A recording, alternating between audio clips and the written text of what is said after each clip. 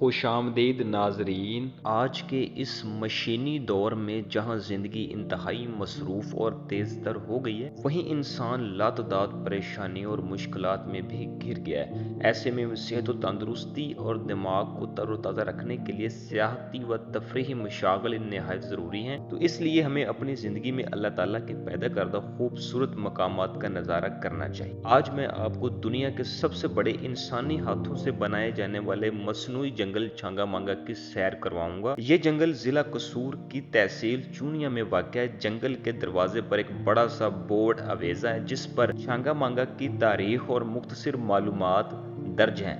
ساتھ ہی جنگل کا مکمل نقشہ اور مختلف مقامات کی نشاندہی بھی کی گئی ہے، اور قریب ہی ٹرام اسٹیشن میں بھاپ سے چلنے والا ایک قدیم انجن بھی موجود ہے۔ یہ جنگل برطانوی دور حکومت میں قائم کیا گیا۔ اس جنگل کو بنانے کا مقصد اس وقت کے سٹیم انجنز کو بطور ایندھن لکڑی فراہم کرنا تھا۔ اس مقصد کے لیے 1865 میں یہاں شجرکاری منصوبے کا آغاز کیا گیا اور لاہور، امرتسر اور کراچی کے درمیان چلنے والے سٹیم انجنز کو لکڑی کی فراہمی شروع ہوئی۔ بعد ازاں مسٹر بی روبینٹرو نے 1871 میں اس کا ابتدائی پلان تشکیل دیا۔ 1881 میں درختوں کی کٹائی کا باقاعدہ آغاز ہوا۔ اب میں آپ کو یہ بتاؤں گا کہ اس جنگل کا نام چھانگا مانگا کیسے پڑا۔ اس کا یہ نام پڑنے کی وجہ انتہائی دلچسپ ہے۔ یہ دراصل دو بھائیوں کی کہانی ہے جن میں سے ایک کا نام چھانگا اور دوسرے کا نام مانگا تھا۔ یہ دونوں چور تھے اور انگریز حکام سے بچنے کے لیے رات کو ان جنگلوں میں چھپ جایا کرتے تھے۔ ان دونوں بھائیوں کا کام یہ تھا کہ امیروں سے مال لوٹ کر غریبوں میں تقسیم کر دیا کرتے تھے۔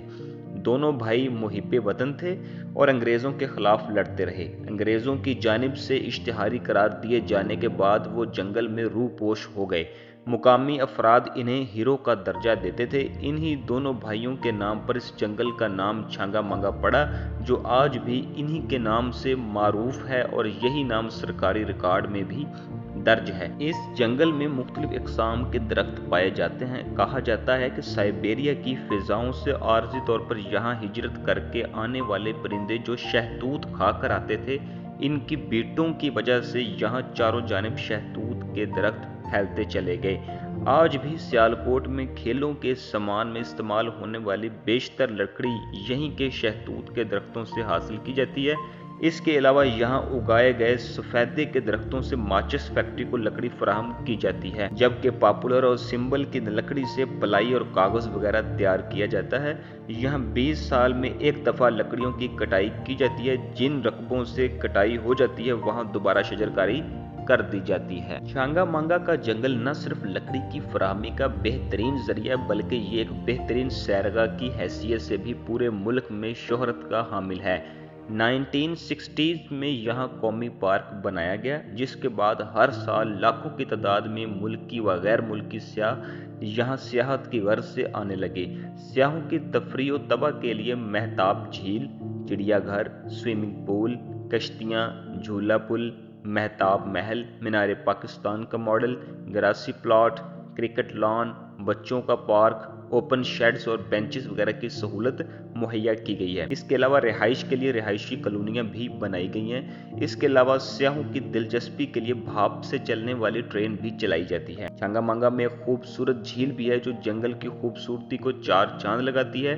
جھیل کی خوبصورتی کی وجہ سے اس کا نام مہتاب جھیل رکھا گیا۔ یہاں چلنے والی کشتیاں سیاحوں کے لیے خاص کشش رکھتی ہیں۔ جھیل کی دوسری جانب ایک جھولا پل بنایا گیا ہے۔ اس پر ہر ایک وقت میں 8 سے زیادہ افراد کو گزرنے کی اجازت نہیں ہے۔ پھر جھیل کے بیچوں بیچ پانی میں کھڑے 2 منزلہ مہتاب محل کے کناروں پر سدا بہار درختوں کی شاخوں کا جھک کر جھیل کے پانی کو چھونے کا حسین منظر تو دیکھنے سے تعلق رکھتا ہے۔ جنگل کے تحفظ اور اسے خوبصورت بنانے میں محکمہ تحفظ جنگلی حیات کا بھرپور حصہ ہے۔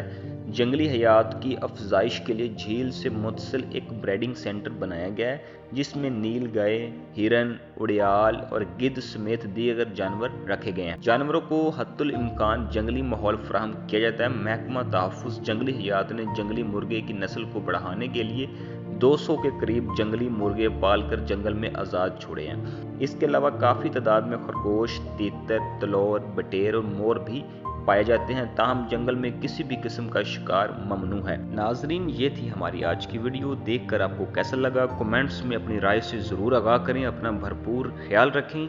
शुक्रिया।